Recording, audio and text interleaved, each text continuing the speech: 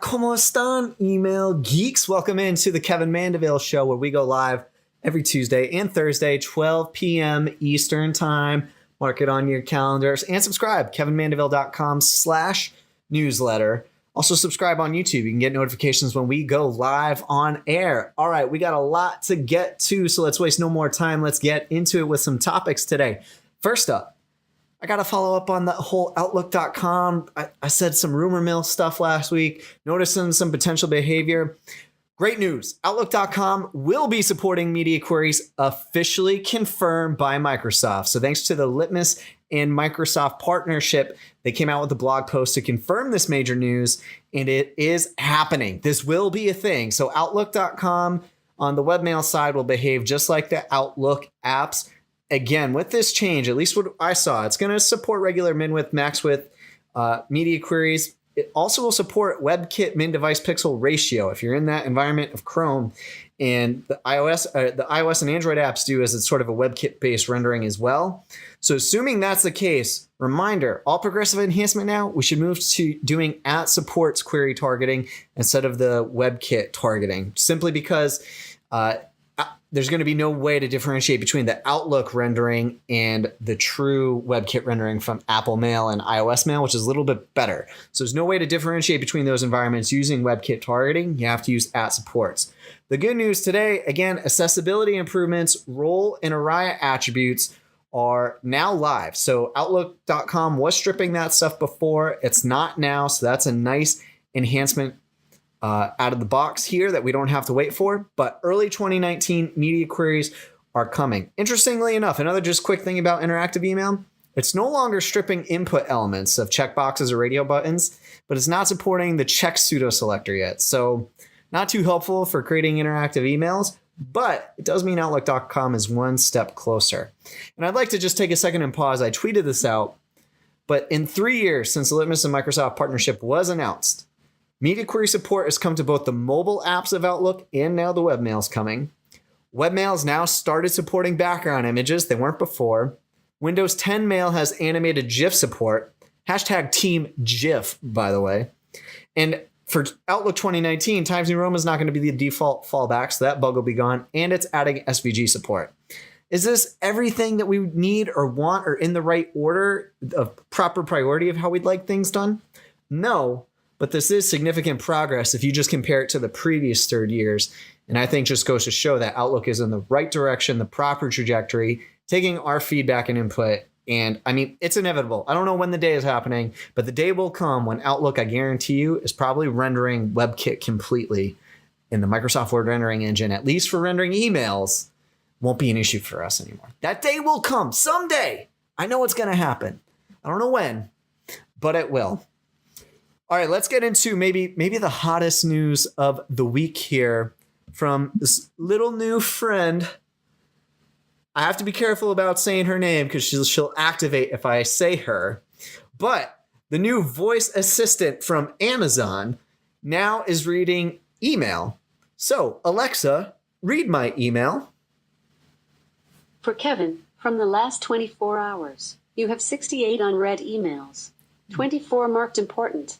The first important email is from Alexa. How I read emails. Oh. What would you like to do? Read, reply, delete, archive, or next? Read. I can only read the text of an HTML document and do not recognize alt text or ARIA attributes. Take it away on the rest. Kevin. Thanks, Alexa. What would you like to do? Alexa, stop. Got a show to do here. All right, so let's get in. I did a full in-depth blog post over Alexa, and let me unplug Alexa, otherwise it's going to get pretty mad. But I did a full in-depth blog post over on my blog, kevinmandeville.com/blog, over how Alexa's reading emails, and showed you there just the example. It currently only works with Outlook or Gmail accounts, so just keep that in mind. And you'll have to install and update, make sure in the latest version of the Alexa app on iOS and Android. I recommend going to the blog because I showed you a quick preview here, but definitely check out the full video I have on my blog, which will show you all the different ways Alexa interacts with emails. So I have a video. It shows you how to bring it up. But the key things, once your email account is linked, you can say, Alexa, read my email, or Alexa, check my email. And then Alexa's going to read how many unread messages you have in the past 24 hours, how many are marked important if there are any applicable. And then it will read your most recent unread messages, sender name and subject line. So it differs from Siri a little bit there. It doesn't read any preview text or body copy as a preview. It just does sender name and subject line from the most recent one. And a quick note, if you have multiple email accounts linked, Alexa treats it all as one feed in chronological order there. So it sort of aggregates them all together. You can link multiple accounts and it's just going to be one feed. And there's no way to switch or just focus in on a specific email account from what I've found. And as you just heard, Alexa provides you 5 actions that you can take once she reads a preview of the email. You can either read, reply, delete, archive, or next. And they're all pretty standard. Interesting thing about the read part, if you decide to read an email, Alexa will then go. And if an email is ever too long, it will sort of cut off and stop. It sort of reads about 15 seconds or so. I haven't timed it out quite yet, but it will stop and ask you if you want to continue reading the email, and it gives you an estimate for how long the email is. So if it's a really long email, and typically for non-personal emails, if it's like a really long HTML marketing email, I've noticed that a lot. And so that's how Alexa behaves there. You can reply to emails directly. There's no way to unsubscribe or mark an email as spam via voice commands at the moment. It's all just sort of user-centric. Users can set a sent by Alexa signature to every email it sends through Alexa if you want to add that. You can also set a 4-digit voice code for accessing your email. So you can set up some privacy in case you have multiple people around, or again, you just want to be a little bit secure. And so, as Alexa just mentioned there, the unfortunate thing is that it's not even reading the text version of the HTML email that's being sent. It reads the HTML version, but it only reads the text in the document, and it ignores any HTML attributes, including the alt attribute and then role and array attributes for accessibility, which is different from standard screen reader behavior. So it's not going to read alt text on images. You can't customize what text will be read aloud by the screen reader because it's not reading or parsing the HTML in any special way, which is a huge downside to this. There's no way for us to really customize the experience for Alexa at the moment because it's not operating off a typical screen reader. So it ignores images, which again, sort of goes back to the point of you should be using real text. Alexa will read aloud any emojis you use, both in the subject line or in the body of the email. So that's a plus, but it's something to point out. If you're using like a million emojis in a row, it's just going to read that out. And then I haven't pinpointed some behavior, but some interesting things I'm seeing sometimes. Sometimes Alexa will direct a user to please visit your email client to read this message. It doesn't read anything in the HTML body. It will just say, open your email client to read this. I don't know what's causing this, but the only time I've seen this happen in the emails that I've found is when there are HTML tables in the email present. And what's interesting is it doesn't happen for all emails that use HTML tables, but I'm just noticing that for some, and I haven't quite debugged the exact behavior, it will, for some odd reason, point that. So, but I've noticed in all the div-based emails that I've done, it doesn't say that or display that behavior. So, going towards that more progressively enhanced with only ghost table fallbacks might be a better way to get around that. Additionally, I've also seen Alexa read the email analytics tracking pixel for a service like Litmus or Email on Acid. Again, I haven't seen this all the time, but sometimes it's just reading that because you're copying and pasting like the style tag and all of its contents right into the body, it's reading the actual analytics styling, which is not ideal or what you want. Again, I haven't figured that out, but I'm seeing that in some instances. So if you're able to help debug any of those two scenarios, help me out. I'd love to get more people figuring that out. So how does it handle email opens tracking? Well, unfortunately, I haven't been able to see this as being a way to track at all. There's no discernible way to distinguish this. I was using Litmus Email Analytics to test. I didn't find it being tracked as any possible version of anything. Maybe it gets recorded as a web version, but I couldn't tell. I could use some extra help there too. Maybe Litmus will figure it out. And according to an article on CNBC, an Amazon spokesperson essentially said that this information is encrypted and stored securely in Amazon servers. It does not read an individual's email except in very specific cases, such as if an individual asks us to do so, or we need to for security or compliance purposes, investigating a bug or abuse. So it's living in the cloud, and they're only accessing it if they need to. So take that for what it's worth. But again, this just goes to show, to optimize for screen readers, use text when it should be text. Don't use images. Don't hide your branded web font stuff in images. It's not good. Use actual text. Don't use images for important content. And just try to make sure your emojis make sense if they're read aloud. That's a way to optimize for this. I know voice activated email and voice assistants are still in its infancy, and it's going to have low adoption compared to other email clients, but I think it's going to pick up steam as they grow and become more popular. I'm seeing a lot more devices, especially this holiday season, like the Google Home Hub. You're seeing Amazon, all the different Echo versions. I think it's going to become a bigger trend in the future. So not so big now, and especially I expect these voice assistants to become smarter and to have more functionality for screen reader type behavior to optimize emails for them. So this is just another reason to build semantic accessible emails and try to cater towards that environment. That's really going to be another environment we have to consider for. It's another piece to the email design puzzle. And so actually, with that being said, I think I have another email that's just come into my inbox, and I would love to have Alexa read it aloud right now. I'm powering Alexa back up right now so you can see that Alexa takes a minute to fire out. So Alexa, read my email. For Kevin, from the last 24 hours, you have 69 unread emails. 25 marked important. Gotta get to The somewhere. first important email is from the Kevin Mandeville Show. Is sponsored by Email Tease. What would you like to do? Read, Sounds interesting. reply, delete, archive, or next? Read. Email Tease is official apparel for email geeks. Everything from shirts, both unisex and women's, long sleeves, crew necks, hoodies, mugs, socks, and hats like the dope one Kevin is wearing right now. Show your inner email geek to the world. Visit emailtease.com and follow on Twitter and Instagram at emailtease. What would you like to do? Alexa, stop. Well, thank you, Alexa, for giving that plug to Email Tease, the sponsor of this show. So like she said, emailtease.com, at emailtease, Instagram, Twitter, and it's more than just t-shirts. All those things, hats like this one, look fresh to the world, got the paper airplane emblem logo here. Mugs, socks, just all great things. Long sleeves, hoodies for this holiday season. Check it out. Email Tease. All right, Gmail had a funny snafu with their promotions tab. There was a bug to where promotional emails were not going to the promotions tab, but to the primary tab, which is problematic. And I think this is just kind of funny, fresh off of the annotations launch that they just had a week ago.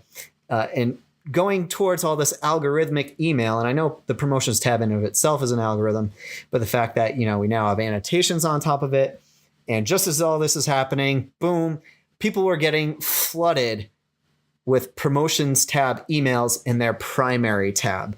And so I just crack up at this because, I said, hey, this is part of the dangers of, or we need to at least be aware of the dangers of moving to an AI-based model, how much that could bury your email, or just how much that gets rid of the chronological feed of an inbox.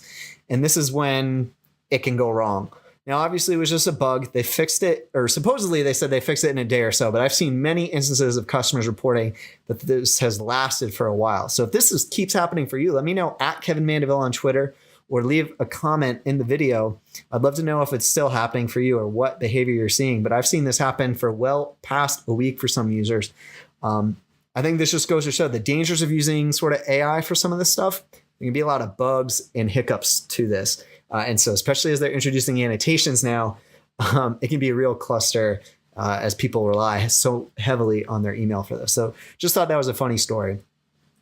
Back to Outlook real quick. They released just a few app updates, which they previewed a few months ago. But Outlook for iOS has some updates. They're launching recognizable avatars from senders. And so this typically looks like contacts from what I've seen here. But it could be interesting in the case of email marketing should senders get logos visible in the inbox. But is that avatar for senders now in the inbox on Outlook iOS. and Android. There's also a lot of performance enhancements, optimized swipe and scroll usability. They're really trying to plug the haptic feedback aspect of it with the swipe ability in the email, how it changes colors and shows updated icons now. And yeah, just the performance aspect, it's improved. The design aspect, they're touting the blue header. They're using native typography of the OS now for whatever device you're on. So they're trying to build into some of that. So just some really quick updates. I don't think it's going to have impact on much of the email marketing side here, but look out for those sender recognized avatars potentially. And yeah, I mean, they're investing a lot into the Outlook app. So hopefully this just makes it easier for users on their end. Great new resource from my friend Lee Monroe. HTMLemail.io has been around for a hot minute with templates, but he now has a brand new templates pack, which is Foundations for Emails template pack. So he built templates which are based off of Zurb's Foundation for Emails and that framework. So there are, I believe, 10 template packs here. Yes, 10 templates that are compatible with Foundations for Email. And so I know Lee does some great work, so I just wanted to give a thumbs up stamp of approval on this. Some good looking emails. They're tested in every email client, even Outlook with Litmus. And Lee does some good jobs. So you can definitely rely on this to be very well, or a job well done on the rendering side, I should say. So if you need some templates and you're looking for something that integrates with Foundations for Email, and then there's even on the premium version for these templates, Inky, Gulp, and there's the SAS source as well for the CSS. You can get that. So check it out, htmlemail.io, and there's the Foundation template pack. Looks really neat, something like you may like. And I definitely need to have Lee on the show here at some point, have him on the program. He's a great person to talk to on all things email. So yeah, check it out, htmlemail.io. They also have another template pack, but if you're looking for templates, it should be a good one.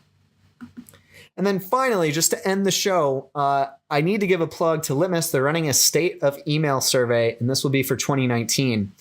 To me, this is the single most important piece of information that gets collected from the email community every single year.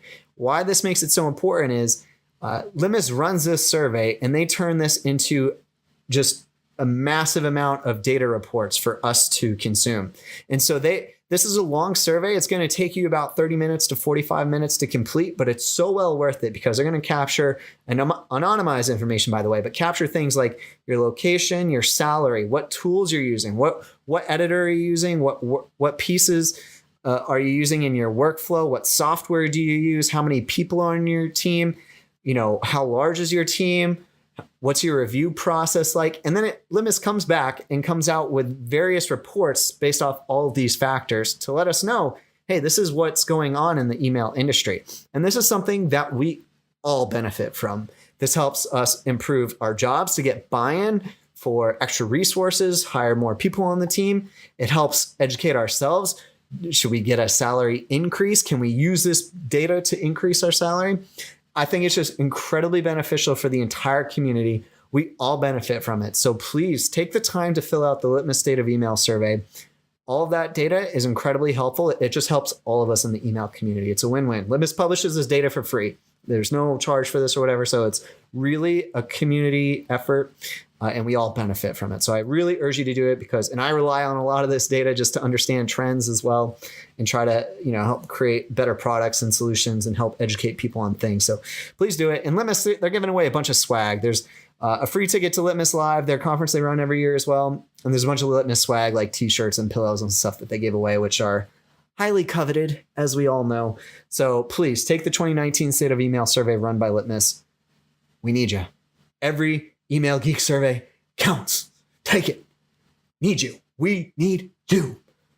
And I also need you to subscribe to the Kevin Mandeville Show, kevinmandeville.com/newsletter or / which way you looking. I always got to do the reverse. Confusing. Subscribe. Make sure you get the email about the shows in your inbox and subscribe on YouTube. Smash the like button as well if you like it. And hey, we're live every Tuesday and Thursday, 12 p.m. Eastern time, coming at you. Apologize for had some technical difficulties on this show, but we're live every Tuesday and Thursday, 12 p.m. Eastern. You can mark it on your calendar. So without further ado, See you next time, email geeks. And hey, get some email tees, emailtees.com, at email tees, Twitter, Instagram. Look fresh with some email geek swag. See you next time. Bye.